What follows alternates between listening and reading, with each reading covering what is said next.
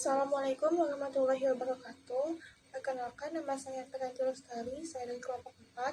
Di sini saya akan mempresentasikan terkait analisis anatomi dan fisiologi kerja pada operator perakitan komponen elektronik di PT Panasonic Manufacturing Indonesia.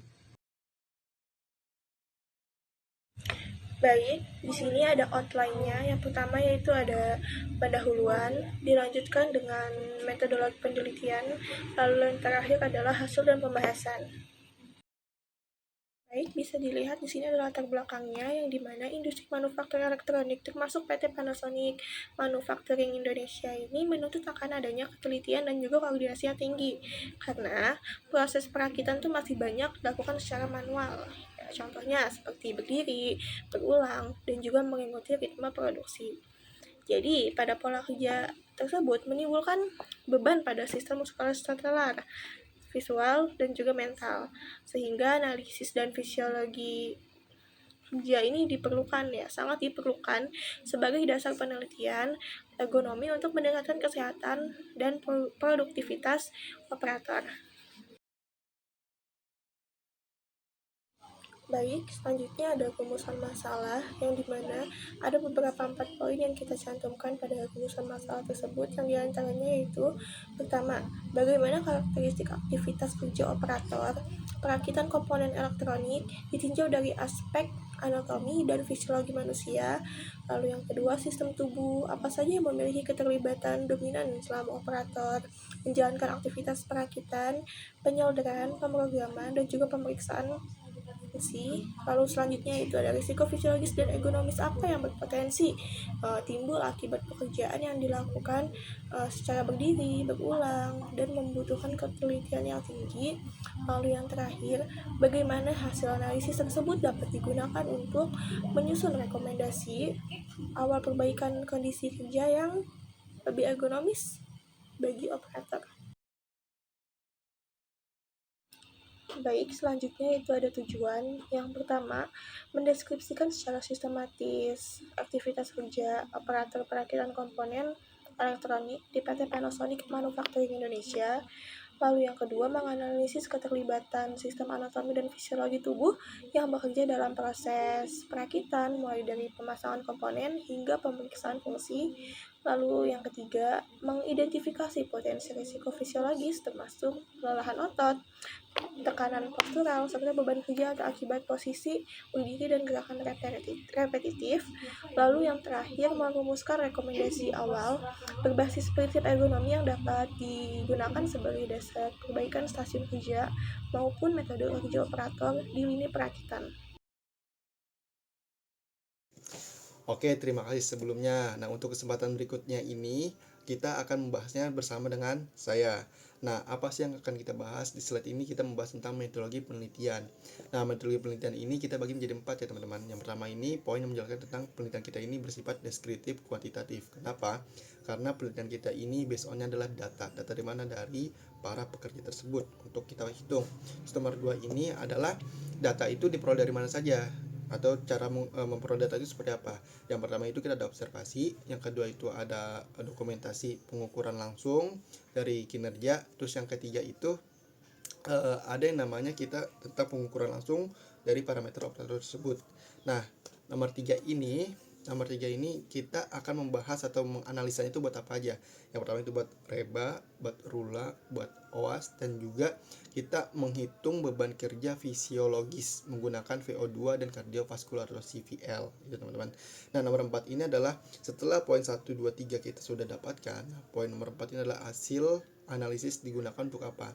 Yaitu untuk rekomendasi perbaikan, atau kita namanya nanti kita membuat suatu alat perbaikan yang nantinya kita harapkan untuk mempermudah dari operator tersebut dan mengurangi beban kerja fisiologis, mengurangi cacat cedera karena repetitif kerjanya, dan juga yang lainnya gitu teman-teman.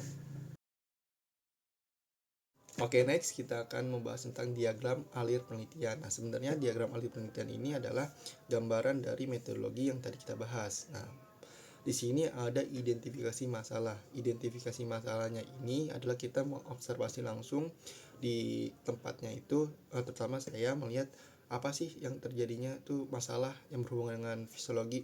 Ternyata benar ada masalah tersebut, makanya kita buat penelitian ini. Terus lanjut ada studi pustaka. Studi pustaka ini sebenarnya kita menjadi dua lagi, ada studi literatur dan studi pendahulu.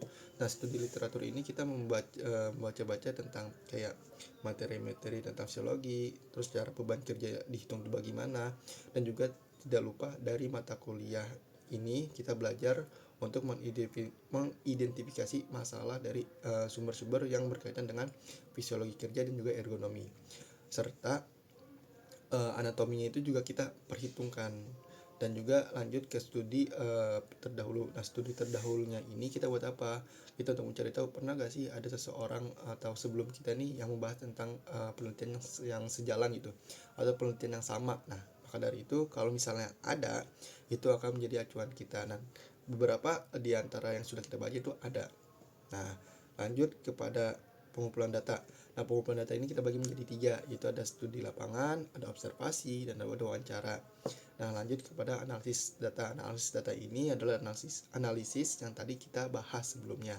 Nah, setelah analisis sudah ada, baru nanti ada kesimpulan dan saran. Nah, kesimpulannya ini kita membuat suatu rancangan meja ergonomi. Bukan hanya meja, tapi meja ergonomi yang dikhususkan untuk bekerja. Itu meja, jadi beda ya teman-teman, meja ergonomi sama meja yang dikhususkan untuk kenyamanan kerja gitu. Jadi ini sesuai dengan postur yang kita hitung dari beban kerja dan juga tinggi badan si operator masing-masing. Oke, lanjut. Selanjutnya itu kita akan masuk kepada rancangan 2 dimensi. Nah, rancangan 2 dimensinya ini kita menggunakan atau kita membuat desain menggunakan AutoCAD. Jadi seperti ini teman-teman. Nah, kenapa sih kita tidak menggunakan bangku? Karena balik lagi kepada regulasi PT tersebut tidak boleh menggunakan bangku, karena mungkin beberapa aturan kayak tentang workstation-nya atau penurunan kualitasnya. Nah, itu udah menjadi pertimbangan dari pihak sana. Nah, kalau kita akan mengkontrol sesuatu yang kita bisa kontrol. Dari itu kita akan mengubah workstation-nya menjadi lebih ergonomi, menjadi lebih fleksibel, dan juga mementingkan kenyamanan dari operator tersebut. Jadinya operator tersebut dapat meningkatkan tentang produktivitas, kenyamanan, serta fokusnya dalam bekerja. Itu di sini ada tampak depan, ada tampak samping, tampak atas. Oke, lanjut kita next.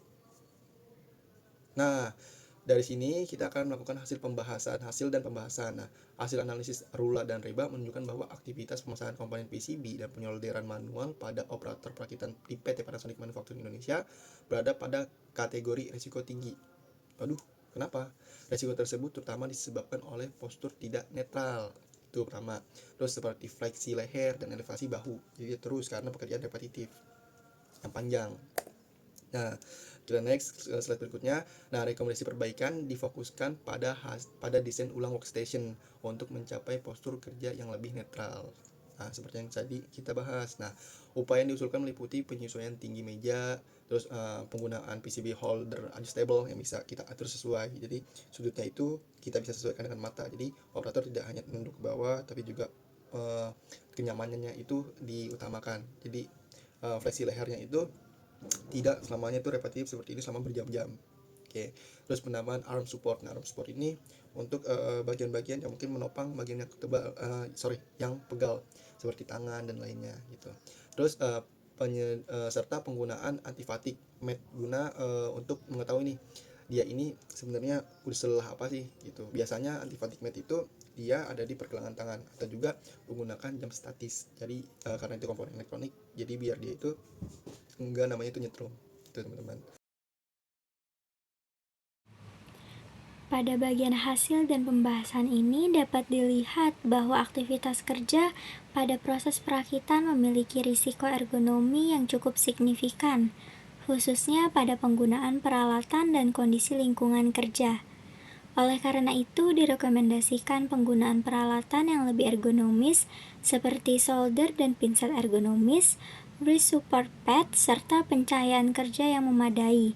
Selain itu, diperlukan local exhaust ventilation untuk mengurangi paparan asap solder yang berpotensi mengganggu kesehatan operator.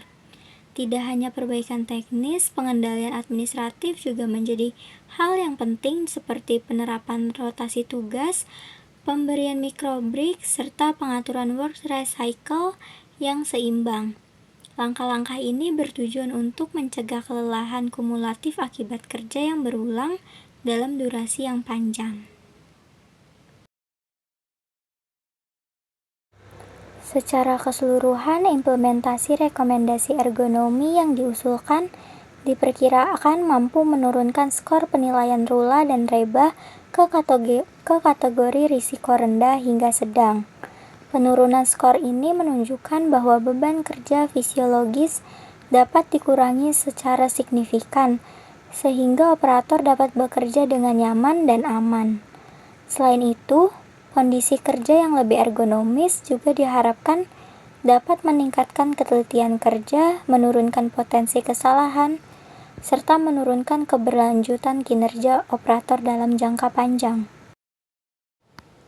Berdasarkan hasil analisis yang telah dilakukan, aktivitas perakitan komponen elektronik di PT Panasonic Manufacturing Indonesia didominasi oleh postur berdiri dalam waktu lama, gerakan tangan yang repetitif, serta ketuntutan ketelitian yang tinggi. Kondisi tersebut memberikan beban pada sistem muskuloskeletal,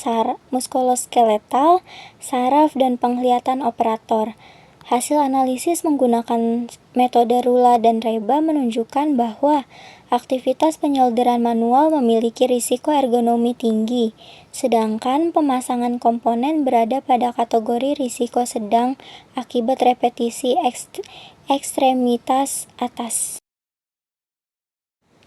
Meskipun beban kerja fisiologi secara umum masih berada dalam batas aman, kombinasi postur kerja yang tidak netral, tingkat repetisi yang tinggi, serta desain workstation yang kurang ergonomis dapat meningkatkan potensi kelelahan dan gangguan muskuloskeletal. Oleh karena itu, diperlukan upaya perbaikan untuk melalui penyesuaian desain workstation, penggunaan alat bantu ergonomis, serta pengaturan pola kerja dan waktu istirahat yang lebih optimal. Dengan penerapan perbaikan tersebut, diharapkan risiko ergonomi dapat ditekan, kenyamanan kerja meningkat, dan produktivitas operator dapat terjaga. Sebagai penutup, dapat disimpulkan bahwa penerapan prinsip ergonomi dalam aktivitas perakitan komponen elektronik sangat penting untuk meminimalkan risiko kerja dan menjaga kesehatan operator. Melalui analisis penggunaan metode Reba dan Rula, penelitian ini diharapkan dapat memberikan gambaran kondisi kerja secara aktual serta menjadi dasar dalam penyusunan rekomendasi perbaikan yang aplikatif dan berkelanjutan. Dengan adanya workstation, penggunaan alat ergonomi, serta pengaturan pola kerja dan waktu istirahat yang lebih baik, perusahaan tidak hanya dapat meningkatkan kenyamanan dan keselamatan kerja, tetapi juga mendukung produktivitas dan kualitas kerja operator. Demikian yang dapat kami sampaikan. Terima kasih atas perhatiannya. Kami terbuka untuk menerima saran dan masukan. Wassalamualaikum warahmatullahi wabarakatuh.